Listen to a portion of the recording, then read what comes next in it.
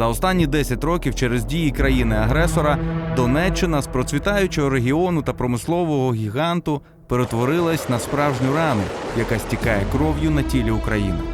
Російська пропаганда іноді швидше за снаряди проникала у міста та селища, нав'язуючи місцевим, що вони непотріб для своєї країни. Наслідки цього ви знаєте не гірше за мене. Спокійне життя перетворилося на жахливу реальність, сповнену болю, руйнувань та понівечених доль тисяч невинних людей.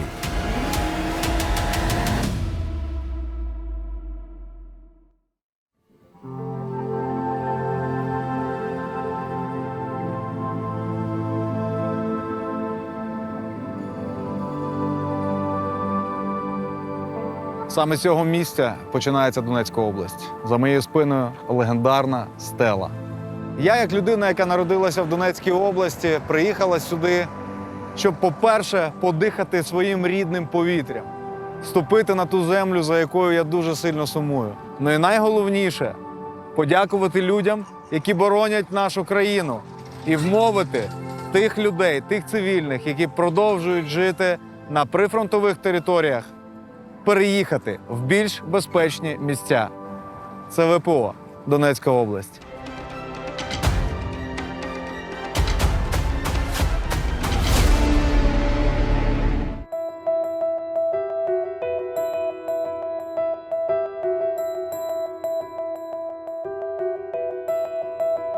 Організація евакуаційних заходів – це завжди дуже ретельний процес. Все має бути продумано до найдрібніших деталей. Кількість евакуаційних груп, транспорт, альтернативні маршрути у випадку обстрілів, засоби зв'язку та багато інших речей, які я вам не можу тут озвучити в цілях безпеки для тих, хто працює на Донецькому напрямку, та тих, хто потребує на цю допомогу. В Торецьку зараз найгарячіше, скільки? Да, зараз найгарячіше. Вже під час евакуаційних заходів ми близько 2000 людей евакуювали, з них 46 дітей.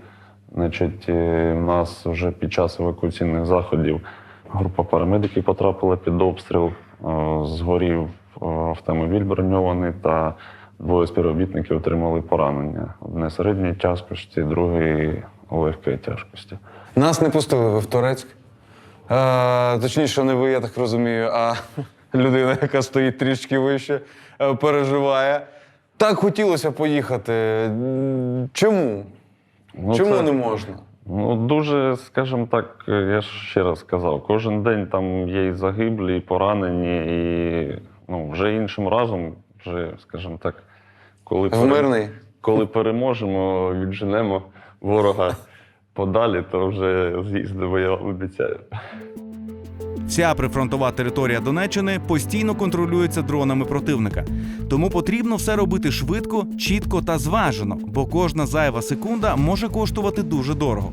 І головне, ніколи не можна нехтувати технікою безпеки. Бронежилет та шолом – це must-have на кожному евакуаційному заході. Від цього залежить ваше життя. Просто пересідаємо в різну тачку з однієї в іншу, міняємо. Грецьке весілля, знаєте, коли багато машин, треба на всіх покататися. Ні, це вже ми пересіли в капсулу, броньовану машину. А куди ми зараз їдемо? Кого будемо забирати? Місцевих мешканців, які потрапили в евакуацію. А скільки людей? Четверо людей. Кожний евакуаційний захід – це процес, в якому задіяні одразу декілька департаментів. Обласна військова адміністрація, поліція, ДСНС, медики, волонтери. Але в найгарячіші точки Донеччини, куди добратися інколи здається неможливим, завжди виїжджають екіпажі з хлопцями та дівчатами, шеврони яких прикрашають символічні білі крила. Поліцейський загін «Білі Янголи». Хто такі білі янголи і як вони з'явилися? Білі Янголи – це поліцейські Донецької області. З'явились вони, назва умовно «Білий Янгол» пішла від народу. Це перші поліцейські в Мар'їнці евакуйовували людей. Просто приїжджали, коли росіяни стирали це місто, і на звичайній машині швидкої допомоги білого кольору евакуйовували дітей, літніх, дорослих, тобто будь-кого, хто потребував допомоги. Також доставляли гуманітарну допомогу, і от звідси люди прозвали їх просто білі янголи. І було так, що за день, просто за один світовий день зранку до вечора з Торецьку евакуйовували по 200-250 людей. Лєра, найскладнішу евакуацію можете згадати свою? Ось прям, що думали, все, напевно, не виїду. Було таке? Було таке, ми виїжджали на лінію зіткнення, це населений пункт Торське був, де ми потрапили під обстріл, вивозили родини з дітьми. Ми заїжджали туди під обстрілом, потім перечікували ці обстріли, швидко вантажилися в нашу броньовану автівку і вивозили хутко звідти родини. Це не зупиняє їх, вони бачать, що є евакуація, все одно продовжують, так? Так.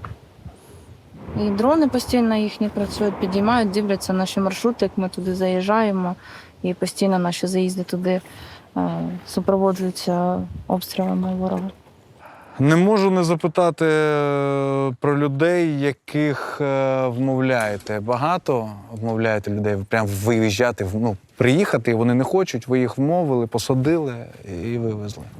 Багато, але кожна ситуація, кожна евакуація і кожна родина, людина – це окрема історія. Тут не можна накласти якийсь шаблон, і сказати, що кожна евакуація так і виходить. Тобто до кожної людини свій підхід, до родин з дітьми – це заклики врятувати малечу. Тобто навести приклади, коли, на жаль, ми маємо такі ситуації на Донеччині, коли від обстрілів, від потужних обстрілів гинули діти.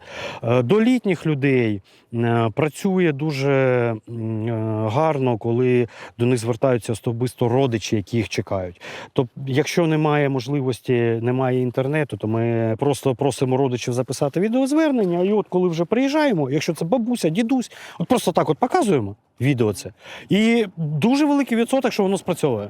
От були приклади, жінка не погоджувалась на евакуацію, не було зв'язку в населеному пункті.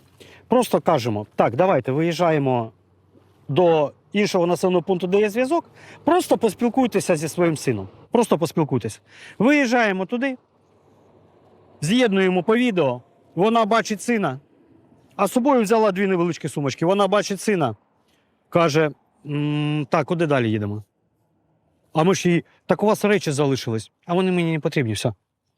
Тобто це реальні такі моменти. Я думаю, буває навпаки, що бачать відео, можуть плакати, а все одно не їдуть. Так, і таке буває. На жаль, буває таке.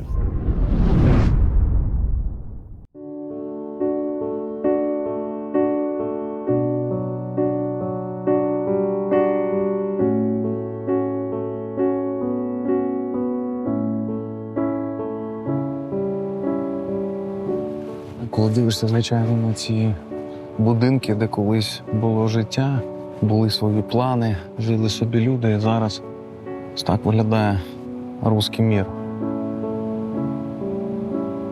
Але тим не менше, поки ми тут стоїмо, кожні, я не знаю, хвилину, бам, бам, то ближче, то трішки подалі, але ти постійно чуєш ці вибухи. Ми з знімальною командою на них реагуємо, звичайно, а місцеві, ті, хто тут повернувся, залишився, вони вже на це взагалі не реагують, вони ходять, займаються своїми справами. Ось, наприклад, дідусь, він приїхав, щось там лагодить у себе, щось збирає.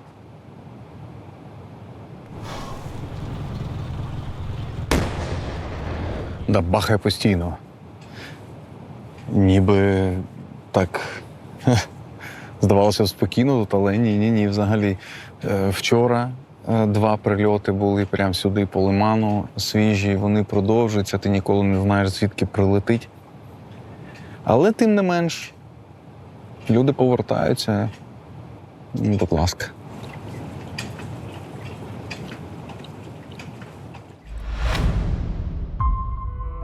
Від самого початку повномасштабного вторгнення на Донеччині запрацювали евакуаційні групи «Фенікс», до складу яких входять рятувальники з різних загонів. Працюючи спільно з поліцейськими та місцевою владою, ДСНСники долають дуже складний шлях заради порятунку людей, зачасту попадаючи під прицільні обстріли ворога та ризикуючи власним життям. Як взагалі утворився «Фенікс», чому така назва? І пам'ятаєте свій перший робочий день? Перший робочий день важко згадати, тому що спочатку Фенікса було ДСНС, тому як я залучалась безпосередньо на евакуацію, на рятування людей, гасіння пожеж, ліквідацію наслідків обстрілів, які наразі не щухають в нашому регіоні. Тому і народилася ідея самої групи, яка буде виконувати завдання безпосередньо з евакуації населення з гарячих точок. Скажіть, будь ласка, скільки груп Фенікса зараз працює на Донеччині? На нашому напрямку працюють 2 групи «Фенікс». Одна основна, яка виїжджає заздалегідь підготовленим списком, забирає людей по території. Друга резервна, яка чергує цілодобово, яка виконує заявки, які надходять онлайн. Люди вирішили евакуйовуватись. Ми, звичайно, резервну групу одразу залучаємо, і вони їдуть в гарячу точку і евакуюють людей. А взагалі на Донеччині немає такої інформації у вас, скільки їх? На Донеччині працюють 3 групи. 2 в нас на турецькому напрямку Бахмутського району і одна напрямок Курахова-Сеїдова. Ви Бахмутський район теж працювали, так? Ми працювали Бахмутський район, турецький напрямок. Група «Фенікс», яка зараз наразі резервна, вона працювала у Бахмуті. Угу.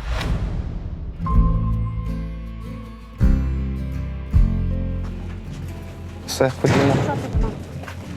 Класні навушники. Що за навушники? Що слухаєш? Музику Яку? обичну. Ну яку обичну? Ну, обичну, мою. Твою? Дай послухати. Там така музика і... З матюками? З матюками? На, що ти слухаєш? Ти з матюками? Ти що? Нормально. Класно? Дед, закриєш двері? А що плачете? Уже боюсь. Не бійтеся, все добре. Ще повернемось додому, все буде добре. Подивіться, як у вас, які класні малі. Так, Это не все. не плачте. Меньше еще уже там. Ой. Да, гупає. Сідайте, давайте. Давайте. Соня, Зараз. успокойся, это все хорошо. Я вас люблю всех. Дань, давай. Давай. Давайте.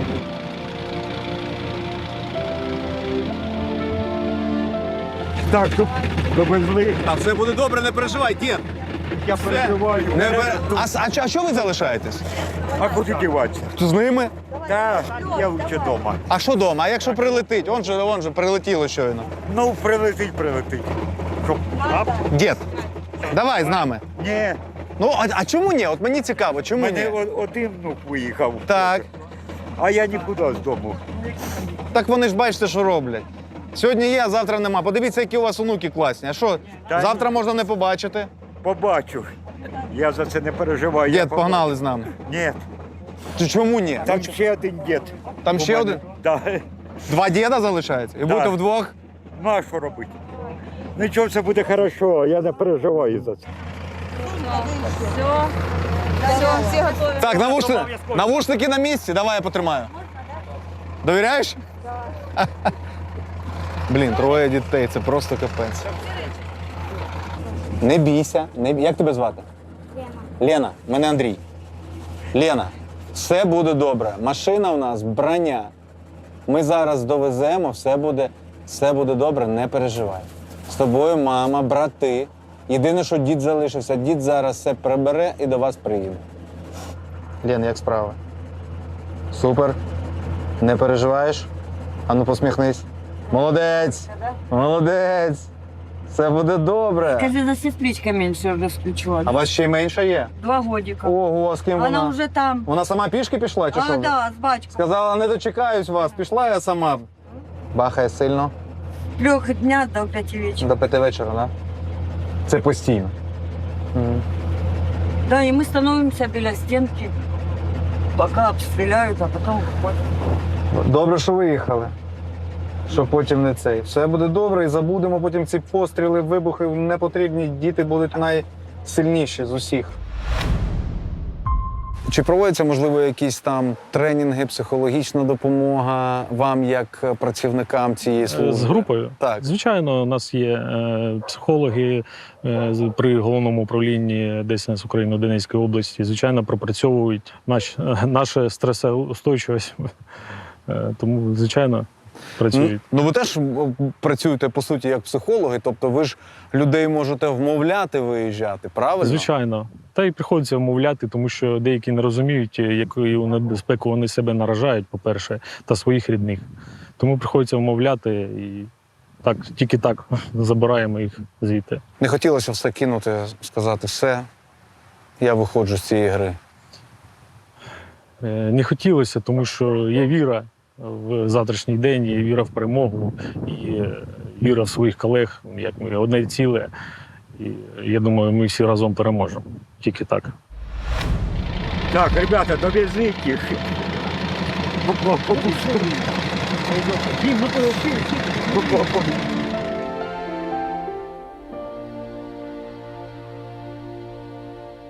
Класна кепка, це твоя? Так, подарили воєнні. В центре нас папа ждет. Скільки ви сиділи? Оце весь час чи виїжджали до того кудись? Весь час сиділи? Только война началась, были, да. Я как раз малую меньшую родила. И как раз через неделю пошла в подвал. Мы там 2 месяца в подвале. Як молодшу звати? Молодшу як звати? Ева. Єва. Класна. А ваші по вулиці багато людей ще залишилось? Ні? Повиїжджали? Много. Правильно, треба виїжджати. І правильно зробили, що вивезли дітей. Бо ось заради кого треба виїхати. У них має бути життя, це найголовніше. А скільки тобі років? 9? Моїй дочці теж 9 буде. Ви приблизно однаково. Так. Дивлюсь на тебе і бачу свою дочку теж.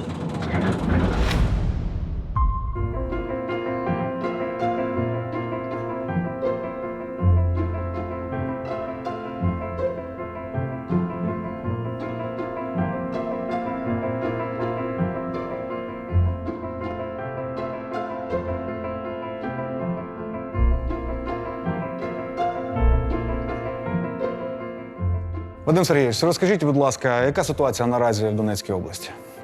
Зараз обстановка в Донецькій області дуже важка. Ворог кожного дня обстрілює Донеччину дуже великою кількістю озброєння і майже всіми видами озброєння, що не є. Все це він випускає зразу по Донецькій області. Прифронтові міста, лінію фронту, ну і вся Донецька область прострілюється в повному обсязі. Тільки 2 тижні по тому в місті Торецьк знаходилось 5,5 тисяч людей. Зараз знаходиться близько 3. Люди виїжджають, але виїжджають дуже повільно. Ті люди, які залишились без житла, на що вони можуть розраховувати? Бо це болючіше питання. Їм нема де жити. Як в подальшому, чи є вже якісь кроки, як їм повертати це житло, чи не буде надаватися житло від держави? Бо багато хто переживає, і це реально одне з найключовіших питань. Працюють державні програми, на прикладі програми є відновлення. Тобто ж людина вносить туди повністю всі свої дані, що стосується житла, і через певний механізм отримує всі компенсації. Що стосується тих людей, які виїжджають у нас зараз, будемо сподіватися, що тимчасово, поки ми не виженемо цього ворога, вони знаходяться в гуртожитках, які взяли оренду органи влади, на прикладі на Маріуполя, на прикладі інших громад, відремонтовують за власний кошт, відремонтовують за кошти міжнародних партнерів, і потім люди знаходяться в цих гуртожитках. Тобто ця програма, вона існує, і на цей час всій державі складно, дуже складно. У нас воюючих областей дуже багато, і, на жаль, люди всі виїжджають, і деякі випадки є, що люди і повертаються. Були такі випадки, що люди повертались з дітьми на лінію фронту. Тому що, от чому люди повертаються? Люди повертаються, тому що декілька днів тихо, і вони вже для себе думають, що там буде тихо постійно. Були такі випадки, коли мама каже, виїжджаємо, донька каже, виїжджаємо, а папа каже, ні, не виїжджаємо. Це найскладніше просто. Батько задають питання, чому не виїжджаємо? Ну, тому що не виїжджаємо, тому що оце наша тут, наша будівля, все, а там уже половину будівлі вже взагалі нема. Костянтинівський хаб за роки війни став справжнім осередком спокою для тих, хто був вимушений залишити свій дім. Саме сюди в першу чергу потрапляють переселенці після евакуації. І вже тут людина може отримати можливість на комфортний перепочинок і нарешті видихнути перед тим, як вирушити до більш безпечних регіонів. Також тут є можливість отримати всю потрібну інформацію, психологічну підтримку та речі першої необхідності. Це навіть є коляски, бачите? Ну, якщо дуже зовсім Без нічого, якщо приїхати. нічого, Це теж буде зручно. Це теж важливо, коли батьки виїжджають з дітьми.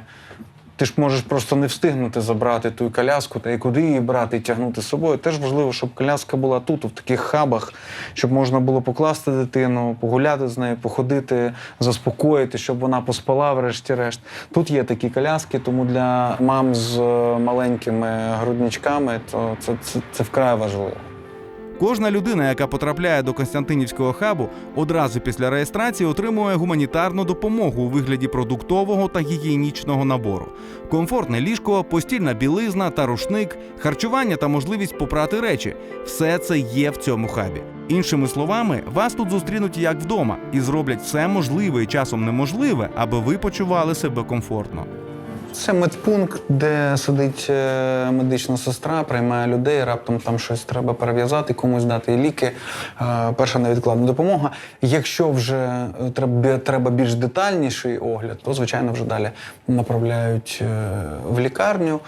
Але це, я думаю, ця кімната – це дуже важливо, бо всі ми знаємо, з яким станом може приїхати людина. Це може бути поранення, може бути, звичайно, головний біль, може істерика навіть бути. І тут треба, щоб людина дійсно заспокоїла.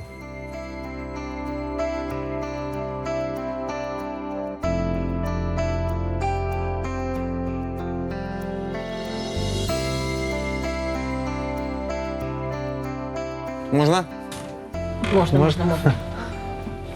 Як ваші справи? Добре. Мене Андрій звати. А мені Світлана. Світлана, добрий день. Андрій. А теж Андрій? Класне ім'я. Вам хтось сказав, що у вас класне ім'я? Звідки ви? З Нью-Йорка. З Нью-Йорка. О, з Нью-Йорка. Там залишили житло чи ні? Мы в пятиэтажке. Нас военные вывезли. Ага. Мы не знаем, мы 1,5 месяца сидели в подвале, поэтому мы никуда не выходили, мы ничего не знали. А тут що, як? А тут отлично. Ой. Хлопці молодці. Там ще хтось залишився зі знайомих? Представляете, остались старики. Мы хотим здесь умереть. Это все. Но мальчики, которые военные, они сказали, мы вас через пару дней, хотите вы, не хотите, мы вас вывезем. Все.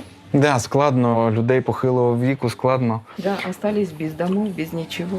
Все у них погорело. У одних на Юровке, а у других тут же рядом с нашим домом 2 дома сгорело. Я вже дивлюсь на вас, я так радію, що ви виїхали. Я вам чесно можу сказати, що це так приємно. А как мы рады.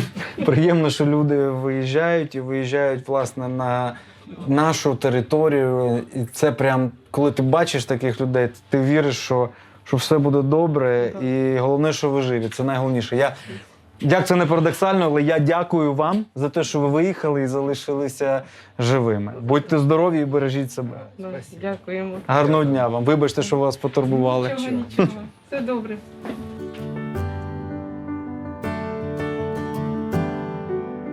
Зараз вам покажу, чим кормлять людей, які приїжджають сюди, в цей хаб. Такий огляд на їжу. Фудблог. Старий улюблений фудблог. Перше.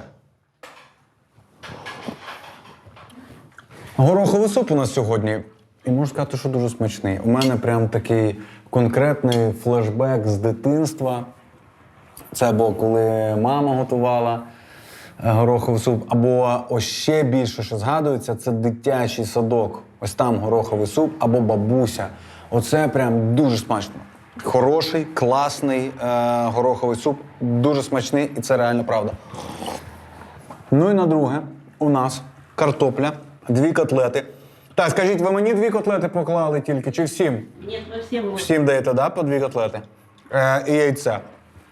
Картошка теж пахне так з дитинства у бабусі. Така домашня їжа. У тебе ще стоять квіточки, є, я так розумію, солоні помідори, зелені. Як воно пахне все. Хліб, бутерброди, печиво, серветочки в стаканчику. Смачного. На сьогоднішній день всі ті люди, хто потребує любу допомогу від нас, ми завжди готові є вам предоставити. Наша Константинівська міська цивільна адміністрація вас приймає і буде приймати стільки, скільки це буде потрібно. Ми все зробимо, щоб вам було легше і на душі, і щоб ви далі могли спокійно пересовуватися по території нашої країни в більш безпечні міста. Попросив би вас подивитися в вашу камеру і звернутися до тих людей, які все ще продовжують жити, до їх родичів, які це побачать і які можуть якось попливати на своїх рідних, які продовжують жити в гарячих точках. Що б ви їм сказали? Шановні люди, будь ласка, виїжджайте з області, бережіть себе, бережіть життя своїх дітей, бережіть життя своїх близьких. Обстановка в області дуже складніша. Ворог кожного дня забирає людське життя. Ворог кожного дня забирає наші будівлі, наші міста. Евакуюйтесь, будь ласка. З певним часом повернетесь на наш в цвітучу, саму кращу Донецьку область. Дякую вам. Я хотів би сказати, у вас є мій номер, але, будь ласка, не присилайте мені картинки зі Спасом, всі інші там якісь побажання, бо за це все відповідає вже пан Сіньгубов.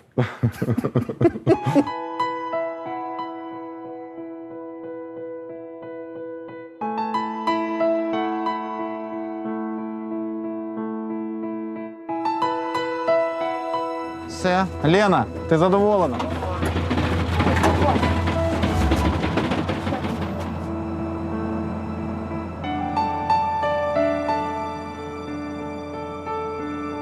Спасибо вам большое. Ні за що. Бережи Удачі малих, вам. добре?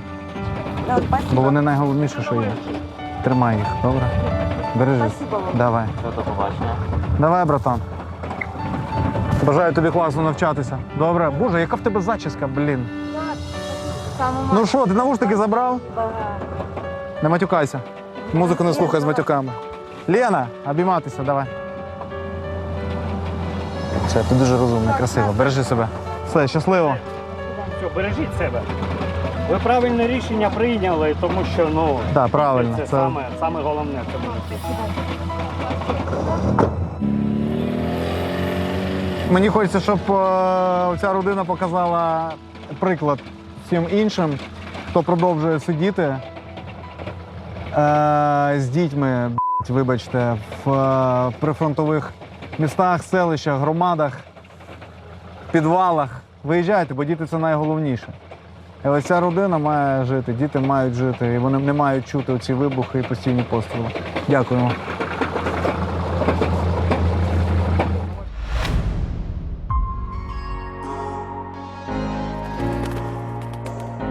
Ось цих чудових людей звати Олександр та Марина Блонські. Проживаючи у Луганську до 2014 року, Олександр та Марина працювали у ресторанному бізнесі.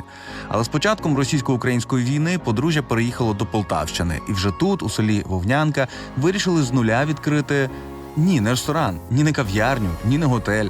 Та досі вже гадати, все одно не вгадаєте, відкрити справжню сироварню. І ви знаєте, в них це вийшло дуже непогано. Тут є і власна ферма, і багато кіз, і, звичайно, дуже багато авторського сиру. Сьогодні я приїхав до садиби Блонських, щоб все це вам показати. Ага, садиба Блонських. Погодьтеся, звучить дуже аристократично. Кому прийшла в голову ідея займатися ось виробництвом сирів? В даному випадку. Олександру. Взагалі всі ідеї це у нас від Олександра, ми йому допомагаємо їх трошки реалізовувати. Спочатку просто це був як заробіток на селі, коли ми виїхали з Луганська до моїх батьків в Луганську область, як всі, пересидіти. А коли вже рік пройшов і ми вже зрозуміли, що ми не повертаємося в Луганськ, що треба вже думати про своє житло, і що ми вирішили, що це буде село, будинок. І ми вирішили придумати собі роботу, тобто розвести кіз і вже більш так професійно і вже масштабно займатися саме сироварінням.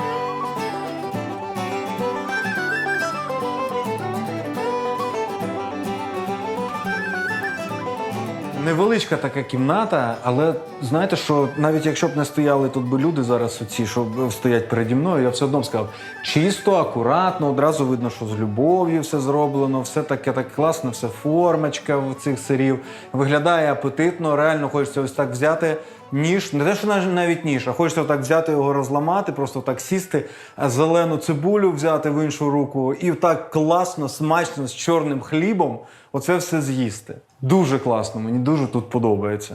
Клієнти місцеві, чи, я не знаю, там, з інших міст, регіонів України, Можливо, за кордон відправляєте До кудись? початку війни у нас була вся Україна. За кордон він їздив в якості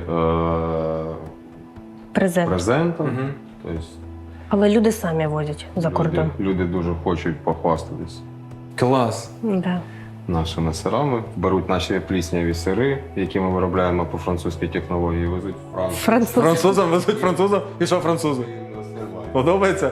Макрон їв же ваш це? Ні, за Макрона точно не знаю, але то, що він і в Німеччину, і в Вашингтон, і в Італії, і во Франції був. Це те, що возять. Так, значить, пане Макрон, я знаю, що ви дивитесь цю програму, ви дивитесь всі мої програми.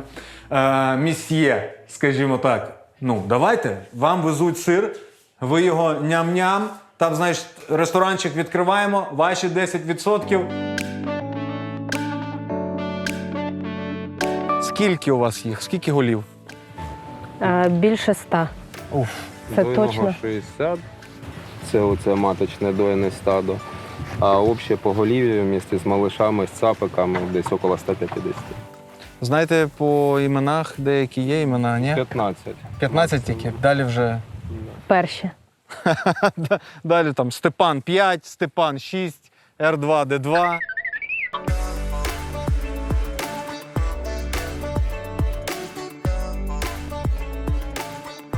Скажіть, це грантові гроші? Оцей... На 90%, так, це грантові, це основна заслуга Маріни. Вона займається, помімо того, що вона займається реалізацією маркетингом, вона займається ще й пошуком фінансування. Основна її, в принципі, обов'язок і це ведення ФОПа і фінансування. То на 90% це грантові гроші. То, що ми набули за ці 9 років, в принципі, да, це грантові.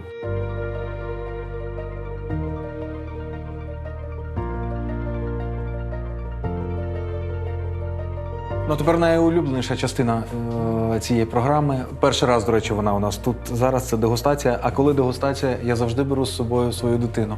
Вона, коли ми щось їмо, так у нас родина. Зараз ще прийде дружина, вона підбігає, молодший син і наші куми. Ну, розказуйте, що тут, з чого можна починати, як у вас це зазвичай відбувається? Ну, починаємо ми з самих молодих і закінчуємо вже витриманими з пліснявою. Тобто рухаємося отак от по колу. Починаємо з крем-сирів, з твердих і вже з пліснявою. З пліснявою. Отак от по колу. По колу. А, тобто ось з цього? Чи з цього? Ось з цього. Так, так. Будеш? Ні. Та ти ж хотіла. Ну все, йди додому. Біжи додому. Ні. Це смачніше за Макдональдс? Це буде з базиліком, козиний це дуже з смачно, базиліком. спробуй. Блін, таке враження, що ми десь на Кріті, знаєш, коли там приходиш в сироварню, оці дідусі десь там в горах сидять, там в Греції, у них там теж козочки. І ото вони виносять так смачно. Виглядає дуже круто. Дуже смачно, я вам чесно можу сказати.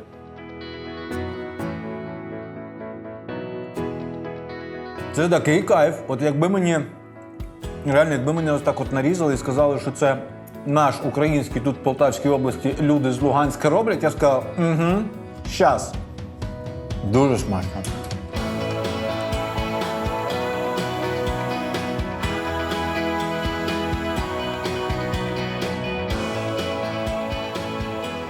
Я хотів би вам подякувати за те, що ви сильні, ви переїхали, ви відкрили свою справу, за вашу українську мову. Це прям дуже класно. Дякую вам, що село живе і воно буде жити. Слава Україні! Героям слава! Героям слава!